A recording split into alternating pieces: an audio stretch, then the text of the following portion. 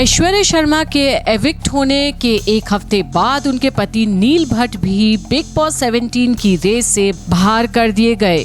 घर से निकलने के बाद उन्होंने बात की और नील ने ऐश्वर्या के साथ अपने रोमांटिक मोमेंट्स के बारे में खुलकर बात की और कहा ये किसी बेवकूफ़ी भरी वजह से सिर्फ एक ऐसी ही बहस थी।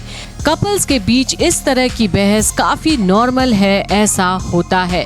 मुझे नहीं पता कि इसे इतना बढ़ा चढ़ाकर पेश किया गया है। बिग बॉस के घर से बेघर होते ही नील भट्ट ने 4 कंटेस्टेंट के खिलाफ ऐसा मोर्चा खोला कि इन्हें सबसे घटिया कंटेस्टेंट ही बता डाला और वो किसे समझते हैं विनर। जरा ये इंटरव्यू सुनिएगा। मेरी जर्नी बहुत खूबसूरत रही है मेरे नज़रिए से। मैं बहुत खुश था जब मैं इस घर में एंटर हुआ। बहुत सारी चीज़ें सीखने मिली, जैसे कि रिश्ते क्या होते हैं, रिश्ते की बुनियाद क्या होती है, उसके इम्पोर्टेंस क्या होते हैं, किस तरह से एक इंसान को परखा जाता है, ये सब चीज़ें सीखी तो काफ़ी कुछ सीखने मिला। इमोशनल जर्नी थी, बहुत खुशनुमा जर्नी थी। एंड फाइनली जब मैं मेरा नाम लिया गया तो एक एक्सेप्टेंस था, क्योंकि एक फॉर्मेट है, किसी ना किसी दिन कभी ना कभी किसी को जाना ही। तो उस वक्त मेरा नाम लिखा था तो एक्सेप्टेंस था। इट वाज नॉट कि हाँ मैं चला गया, ऐसा नहीं था कुछ भी। सो एक इमोशनल होना ज़रूरी नहीं है कि मैं रो, इमोशनल होना खुश भी हो सकता है। तो बहुत ज़्यादा खुशी थी, बहुत ज़्यादा ग्रेटफुलनेस था मेरे अंदर। एंड मैं बिग बॉस का तहे दिल से शुक्रिया अदा करना चाहूँगा कि उन्होंने मुझे मौका दिया इस शो में आने का। जी नील, जब ऐश्वर्या घर में थी तो कहीं ना कहीं आपका लोगों को ऐसा लगता था आपका गेम कमज़ोर पड़ रहा है, लेकिन जब ऐश्वर्या बाहर आ गई तो आपका मन नहीं लगता था, हम आपको टीवी में ज़्यादा देख नहीं पाए उस समय। Okay. तो इसके पीछे का क्या वजह हो सकता है? पहली बात तो एडिटिंग मेरे हाथ में नहीं है कि क्या दिखा क्या नहीं दिखा। दूसरी बात मुझे पता है मैं वहाँ क्या कर रहा था। तो I genuinely don't know what has been shown, what has not been shown.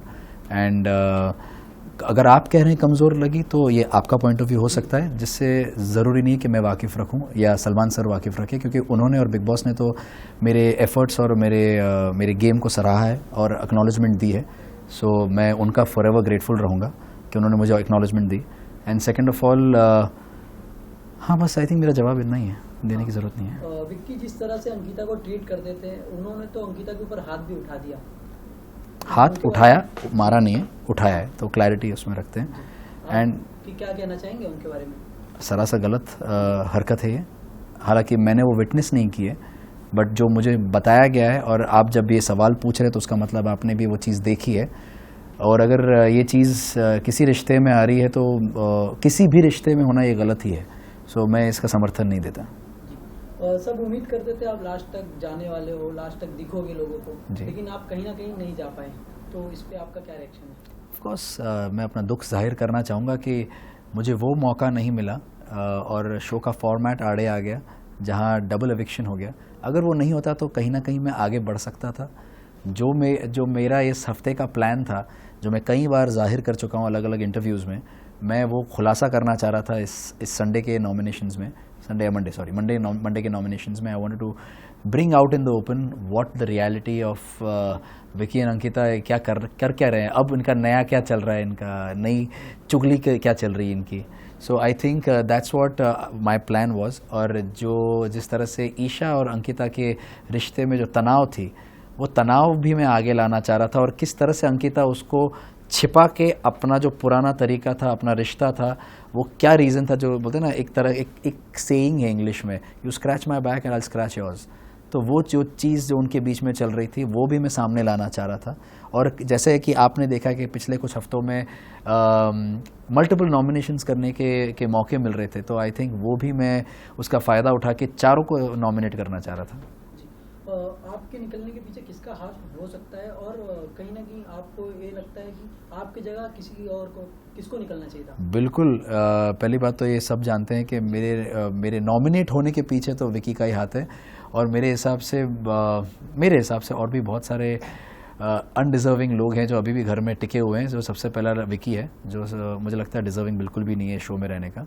And उसके साथ साथ समर्थ, उन दोनों को पहले निकलना चाहिए। उसके बाद Isha, Ankita, they should be out of the house first. Munawar के बारे में क्या कहना चाहेंगे? मुनव्वर का गेम आपको कैसा लग रहा है? मुनव्वर का गेम ऑनेस्टली मैंने ये जाहिर किया है पहले भी कि कहीं ना कहीं वो जो बोलते थे दूसरों को कि आप एक स्लो स्टार्टर रहे हैं, आपका गेम वीक दिखता है, मुझे आपका गेम दिखा ही नहीं है, तो ये चीज़ का काउंटर मैंने सोचना शुरू किया कि गेम होता क्या है। तो मुझे जहाँ तक समझ में आया कि इस घर में बिग बॉस ने हमेशा रिश्तों को अहमियत दी है, तो मुझे लगता है रिश्ते ही गेम हैं। तो आपके रिश्ते जब तक ऑथेंटिक, रियल और ऑर्गेनिक रहेंगे, ऑटोमेटिकली आपके नंबर्स बढ़ते जाएंगे, आपके लोगों के नंबर्स बढ़ते जाएंगे। तो कहीं ना कहीं आपके लोग जब रहेंगे तो आपकी सेफ्टी बनी रहेगी, क्योंकि लोग आपके पास है, क्योंकि आप पर भरोसा रखते हैं। लेकिन अनफॉर्चुनेटली विकी और मुनव्वर दोनों शुरुआत से छठे हफ्ते तक नंबर गेम में पड़े हुए थे। तो कहीं ना कहीं उनको भी समझ बहुत देर के बाद आई, जबकि अब 12वां हफ्ता शुरू होने वाला है और छठे से 12 मतलब आधे शो के बीच में से उनको समझ में आया कि उनकी गेम एक्चुअली थी रिश्तों के ऊपर। फिर भी मुनव्वर समझ गया इस चीज़ को और वो उस चीज़ से हट गया, मगर विकी अभी भी उधर ही लगा हुआ है।